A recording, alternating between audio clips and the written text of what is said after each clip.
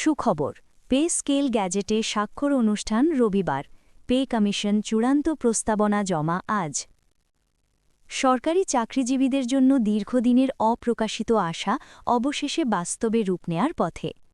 আজ pay commission তাদের চূড়ান্ত প্রস্তাবনা অর্থ মন্ত্রণালয়ে জমা দিয়েছে, যা আগামী রবিবার সরকারি গ্যাজেটে প্রকাশিত হবে। এই সিদ্ধান্তটি দেশের হাজার হাজার সরকারি কর্মচারীর জন্য এক সুখবর, যারা দীর্ঘদিন ধরে নতুন বেতন কাঠামোর জন্য অধীর আগ্রহে অপেক্ষা করছিলেন। প্রিয় সরকারি চাকরিজীবী ভাই ও বোনেরা, আজকের সকালের আপডেট নিউজ ভিডিওতে স্বাগত জানাচ্ছি আপনাদের। যারা এখনও আমাদের চ্যানেলটি স্যালারি আপডেট জোন সাবস্ক্রাইব না করে থাকেন, তাহলে এক্ষুনি চ্যানেলটি সাবস্ক্রাইব করুন এবং আপনি কোন জেলা থেকে এই ভিডিওটি দেখছেন তা কমেন্ট করে জানাবেন। অর্থ মন্ত্রণালয়ের ঊর্ধ্বতন কর্মকর্তাদের বরাত দিয়ে জানা গেছে, নতুন প্রস্তাবনায় পে স্কেলের সর্বনিম্ন ও সর্বোচ্চ বেতন নির্ধারণের পাশাপাশি গ্রেডের সংখ্যা পুনর্বিন্যাস করা হয়েছে। দীর্ঘ আলোচনা ও বিশ্লেষণের পর ২০টি গ্রেডের বদলে ১৫টি গ্রেড রেখে বেতন কাঠামোকে আরও সমন্বিত ও বাস্তবসম্মত আকার দেওয়া হয়েছে। নতুন স্কেলের সর্বনিম্ন বেতন নির্ধারণ করা হয়েছে ২৫,০০০ টাকা, যা সরকারি চাকরিজীবীদের জীবনযাত্রায় সামঞ্জস্য বজায় রাখতে সহায়ক হবে। অন্যদিকে সর্বোচ্চ বেতন নির্ধারণ করা হয়েছে ১,৪০,০০০ টাকা, যা উচ্চপদস্থ কর্মকর্তাদের ন্যায্য পরিশ্রমের প্রতিফলন হিসেবে দেখা হচ্ছে। সরকারি কর্মচারীরা নতুন পে স্কেলের এই ঘোষণায় সন্তোষ প্রকাশ করছেন। অনেকের মতে এটি শুধু অর্থনৈতিক সুবিধাই নয়, বরং সরকারি খাতে কর্মদক্ষতা, মনোবল ও দায়িত্বশীলতা বৃদ্ধির জন্য একটি বড় ধাক্কা।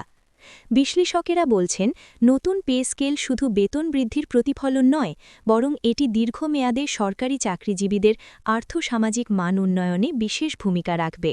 চলতি বছরের শুরু থেকেই সরকারি কর্মকর্তারা নতুন পে স্কেল নিয়ে তথ্যের অপেক্ষায় ছিলেন। পে কমিশন এর আগে বেশ কিছু খসড়া প্রস্তাবনা তৈরি করলেও রাজনৈতিক ও অর্থনৈতিক বিভিন্ন কারণে তা চূড়ান্ত হয়নি। তবে আজ জমা দেওয়া চূড়ান্ত প্রস্তাবনা সবকটি বিষয়কে একত্রিত করে তৈরি করা হয়েছে। এতে সরকারি কর্মকর্তা-কর্মচারীদের মূল বেতন, গ্রেড সমন্বয়, ভাতা ও অন্যান্য সুবিধার বিস্তারিত বিবরণ অন্তর্ভুক্ত করা হয়েছে।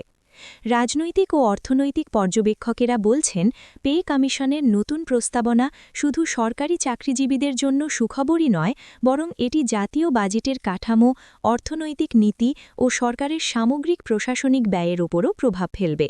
বিশেষ করে স্থানীয় প্রশাসন ও রাষ্ট্রায়ত্ত সংস্থা নতুন বেতন কাঠামোর সঙ্গে নিজেদের ব্যয়ের সামঞ্জস্য রাখতে উদ্যোগী হবে। অর্থনীতিবিদেরা আশাবাদী, নতুন কাঠামো দেশের সরকারি খাতে স্বচ্ছতা বৃদ্ধি করবে এবং অনিয়ম ও বৈষম্য কমাবে। নতুন পে স্কেলের প্রকাশ অনুষ্ঠানের প্রস্তুতিও শুরু হয়ে গেছে। জানা গেছে, রবিবারের গ্যাজেট প্রকাশ অনুষ্ঠানে অর্থ মন্ত্রণালয়ের উপদেষ্টা, উচ্চপদস্থ কর্মকর্তা এবং পে কমিশনের সদস্যরা উপস্থিত থাকবেন। অনুষ্ঠানটি শুধু আনুষ্ঠানিক ঘোষণাই নয়, বরং নতুন বেতন কাঠামোর কার্যক্রম বাস্তবায়নের জন্য গুরুত্বপূর্ণ দিক নির্দেশনা প্রদান করবে। সরকারি কর্মকর্তারা জানিয়েছেন, প্রকাশের সঙ্গে সঙ্গেই নতুন পে স্কেল অনুযায়ী বেতন প্রদান কার্যক্রম শুরু হবে, যাতে কোনো ধরনের বিলম্ব বা অসুবিধা না হয়। বিশেষজ্ঞরা মনে করাচ্ছেন, নতুন বেতন কাঠামো শুধু সরকারি চাকরিজীবীদের জন্য আর্থিক স্বাচ্ছন্দ্যই নয়, বরং এটি কর্মীর দায়িত্বশীলতা, কর্মদক্ষতা এবং দীর্ঘমেয়াদী সরকারি সেবা উন্নয়নে ইতিবাচক প্রভাব ফেলবে। কর্মকর্তারা আশা করছেন, নতুন স্কেল বাস্তবায়নের পর সরকারি খাতে একটি প্রগতিশীল পরিবেশ সৃষ্টি হবে, যা দেশের অর্থনীতিকেও সাপোর্ট করবে। অন্যদিকে সরকারি কর্মচারীরা সামাজিক মাধ্যমে নতুন পে স্কেলের বিষয়টি নিয়ে আলোচনা শুরু করেছেন। অনেকে মনে করছেন, দীর্ঘদিন ধরে যাদের বেতন অন্য খাতের তুলনায় কম ছিল, তাদের জন্য এটি বিশেষ সুখবর। কেউ কেউ বলছেন, নতুন স্কেল বাস্তবায়ন হলে সরকারি চাকরিজীবীরা তাদের পরিবার এবং দৈনন্দিন জীবনের জন্য আর্থিকভাবে অনেকটা স্থিতিশীল হবেন। অর্থনীতিবিদেরা সতর্ক করেছেন, নতুন পে স্কেল কার্যকর করার সময় বাজেটের সামঞ্জস্য, আর্থিক নীতি ও প্রশাসনিক প্রস্তুতি যথাযথভাবে নিশ্চিত করতে হবে। তারা মনে করাচ্ছেন, এটি একটি সুযোগের মতো, যা সঠিকভাবে ব্যবহার করলে সরকারি খাতের কর্মদক্ষতা এবং দেশের অর্থনীতির স্থিতিশীলতা বৃদ্ধি পাবে। এটাই ছিল আজকের সর্বশেষ আপডেট। আপনারা দেখছিলেন স্যালারি আপডেট জোন। ভিডিওটি ভালো লাগলে লাইক, কমেন্ট, শেয়ার এবং আমাদের চ্যানেলটি সাবস্ক্রাইব করুন।